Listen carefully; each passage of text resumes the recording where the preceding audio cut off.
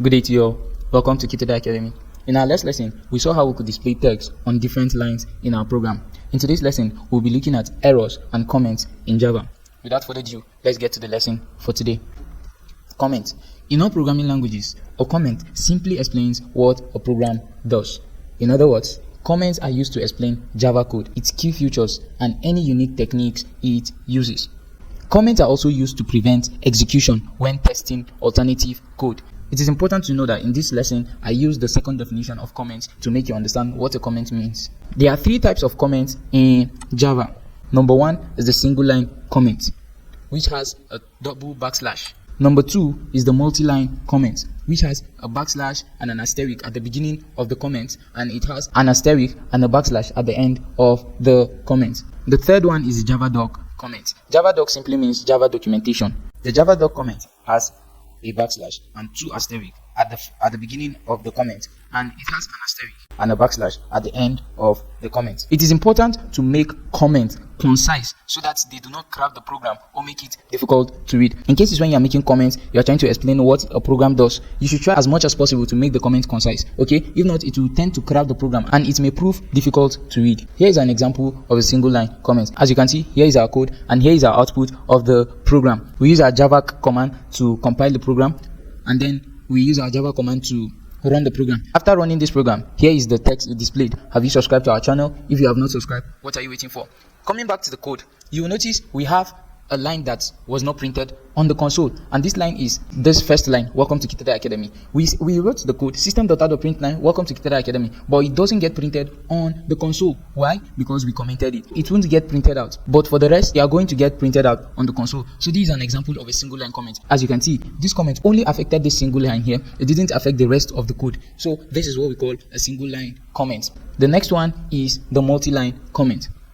Here is our code for the multi-line comment, and here is the output after running the multi-line comment. As you can see, our console, same thing, we use our Java command and then the name of the class to run it. After running the program, here is what is displayed on the console. Go and subscribe. But when you come here, you notice we wrote other things in the code, but it doesn't get printed out. It's only go and subscribe that gets printed out on the console. What happened to the lines that precede go and subscribe? What happened to them? They were commented. This is what we call a multi-line comment. Okay, as you can see, we have a backslash and an asterisk, and then we have an asterisk and a backslash at the end of the comment. This one is for at the beginning of the comment, this one at the end of the comment. Multi-line comments are different from single-line comments. Multi-line comments, they affect everything that is within them. That's why everything that is within here gets affected, except for this particular line of code. Why? Because it is not inside the comment section. So this is all you need to know about a multi-line comment. For the JavaDoc comments, they are mostly used in IDEs. For now, we are not using any IDE in this course. Don't worry, we will get to introduce the use of IDEs later on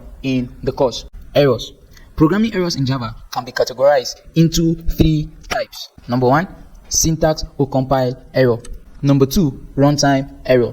Number three, logic error. Syntax errors are errors detected by the compiler. Syntax errors as a result from errors in code construction, such as mistyping a keyword, omitting some necessary punctuation, or using an opening brace without a corresponding closing brace. The good thing about syntax errors is that they are quite easy to detect. Yes, they are very easy to detect. They are easy to detect because the compiler tells you where they are and what caused them. As you can see, here is the code and here is the output. After compiling this code, here is what gets displayed on the console. It says syntax error.java line 3. This is line. It's trying to tell you on line 3 there is an error. And what is this error saying? The error is that we have an invalid method declaration. And what happened?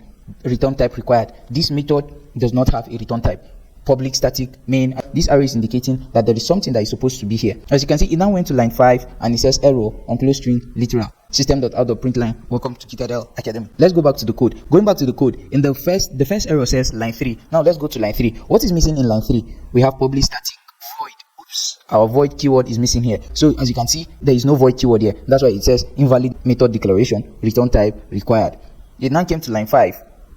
It now came to line 5 and say on close string literal. Now let's go to line 5 and see what is the problem. It says system.out.println welcome to Kitada Academy. What is the error here? There is no closing double quote. You can see we opened our double quote here and we wrote our text, but we didn't close it. We didn't close it here. That's why it said on close string literal. So as you can see, this is what we mean by syntax error. In simple terms, syntax error is caused by you. It simply means you did not go with the syntax of Java programming language. So syntax error are always caused by we, the programmers. Okay, we are always responsible for syntax errors. So anytime you see anything like a syntax error, you know you are responsible for it. The second type of error is a runtime error. Runtime errors are errors that cause a program to terminate abnormally. They occur while a program is running if the environment detects an operation impossible to carry out. A simple example of a runtime error is division by 0. So as you can see, here is our console. Here is our console for displaying our program, and here is the code. Now, going to the console, we use our java command, runtime error, the name of the class, and then to run the code, we use java, the name of the class. After running this code, here is what it says. It says exception in thread main java.lang.arithmetic exception. It says division by 0 at runtime error.main. Runtime error.java line 5. It's trying to tell us we have an error at line 5. And what type of error is this? Is an arithmetic error. As we all know, division by 0 from basic mathematics we know is infinity. Okay, so it is not possible for you to have infinity on a computer. Okay, so that's why it says, after writing our program, it says system.out.print 8 divided by 0. From basic mathematics, we know that 8 divided by 0 is infinity. So Java does not support that. That's why we say runtime errors are errors that cause a program to terminate abnormally. As you can see, because there is no division by 0, this program will terminate abnormally. Okay, it's terminated. Not that the program doesn't get compiled. After compiling the code, it compiled quite alright. That's why it did not show us any error. So there was no syntax error here. But when we decide to run this program, it terminated abnormally. It terminated itself. The program terminated when it was running. This is what we call a runtime error. The next one is the logic error. What is a logic error? A logic error occurs when a program does not perform the way it was intended to. You might get confused. Maybe logic errors and runtime errors are the same thing. Wait, let me explain it to you. There is a big difference between logic errors and runtime errors. As you can see here on our console, after compiling the program, it compiled okay, and then when running this program, it ran and it gave us an answer. But let's come to our code and check, is this answer corresponding to what we are supposed to have? You notice here system.out.println 3 divided by 2. 3 divided by 2 is 1.5. But in our program here is saying the answer is 1. What happened? What happened to the 0.5?